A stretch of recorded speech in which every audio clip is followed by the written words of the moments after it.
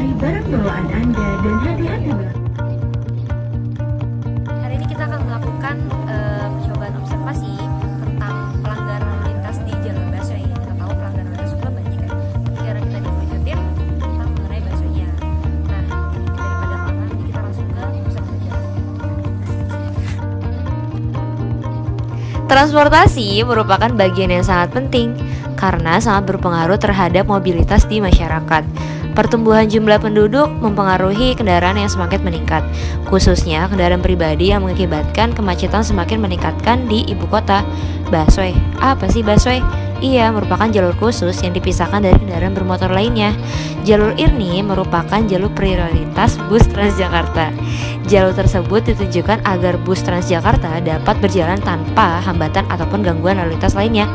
Namun, pada kenyataannya, fakta di lapangan menunjukkan bahwa terdapat beberapa orang yang memanfaatkan jalur tersebut untuk kepentingan pribadinya, baik kendaraan roda 2 sampai kendaraan besar sekalipun. Mereka menggunakan jalur tersebut dengan tujuan mempersingkat waktu dan menghindari kemacetan. Pelanggaran lalu lintas dianggap sudah menjadi suatu kebiasaan bagi para pengguna jalan di Jakarta. Bahkan kerap kali dalam operasi Patuh Jaya tidak sedikit yang terjadi kasus pelanggaran lalu lintas. Dan tidak jarang pula pelanggaran tersebut mengakibatkan ataupun menimbulkan suatu kecelakaan lalu lintas.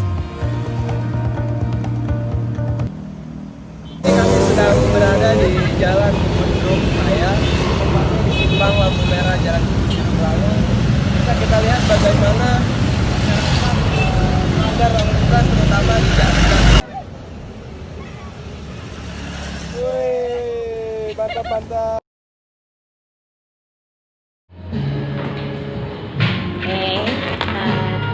Kali ini saya sedang bersama narasumber saya. Boleh dikenalin namanya siapa, Pak? Iya, namanya Ruby. Sekarang apa? Aktivitas sekarang kerja atau kuliah? Kerja di rumah sakit. Sehari-harinya naik apa? Nah, itu tadi Pernah melanggar jalur busway nggak, Pak? Atau nerobos jalur busway deh? pernah Berapa sih? Banyak juga. Karena kan ada akses buat nerobos jalur busway. biasanya sih lebih efektif, terus lebih cepat juga sih sebenarnya emang nggak bagus, tapi karena ada kepepet jadi ya biasa. Biasa ngelanggar di jalur mana? Dari jalan panjang sampai di Banjarnya sih. Pernah ketilang nggak? Masa ketilang di jalur busway itu sendiri? Nggak pernah. Kakak tahu nggak sih kalau misalnya di jalur busway itu ada peraturan pasal 28 itu? Maksudnya kalau misalnya ada yang pelanggar itu penerobos jalur busway bakalan kena denda 500.000. Tahu sih. Terus kakak masih ngelanggar? Tapi biar efektif sih. Macet gitu ya? Buru-buru berarti. Iya, macet soalnya jam kuliahnya nggak tentu. Oh, jadi kakak ngelanggarnya pas waktu kuliah? Iya, waktu kuliah sekarang mah enggak. Tapi kakak sadar nggak sih yang kakak lakukan itu sebenarnya melanggar hukum? Sadar sih, sadar banget loh. Terus? Tapi ya kepepet juga, tapi kan itu udah lama. Sekarang udah enggak. Sekarang udah enggak. Pernah kakak ngerasa kapok nggak sih ngelakuin pelanggaran itu? Kalau dibilang kapok, pernah sih. Tapi ya udah lama juga, kan udah nggak pernah ngelakuin juga sekarang. Oh gitu. Ya udah deh kak, makasih ya kak. Ya, kali ini saya akan mewawancarai salah satu pengguna busway yang ada di Jakarta. Boleh tahu namanya siapa? Nama saya Lucy. Lucy. Oke, Mbak Lucy. Pekerjaannya sekarang apa, Mbak? Mahasiswi. Mahasiswi. Sehari-hari menggunakan busway? Iya, menggunakan transportasi busway sih. Alasan memilih busway itu apa, Mbak? Karena kan busway itu udah jelas ya ketempat-tempatnya, kita juga bisa lihat di traffic kan, kapan datangnya terus kapan nyampenya, terus juga di dalam busway juga udah nyaman sih, udah ada AC, terus udah ada tempat duduk juga, terus juga kalau dari lihat segi keamanan sih udah lumayan aman ya, karena kan ada supirnya, terus ada yang di dalam busway itu ya penjaga busway-nya. Itu sih.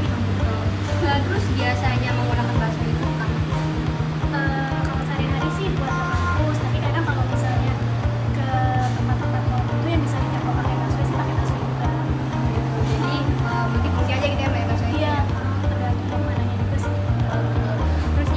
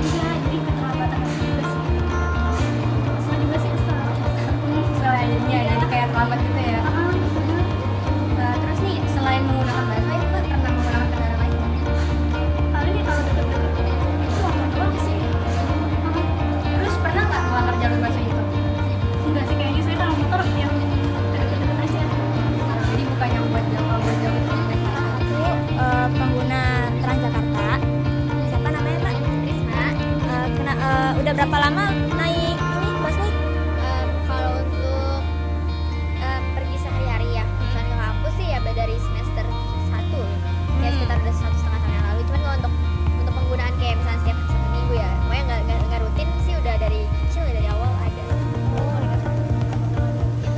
Terus alasannya kenapa sih milih naik busway?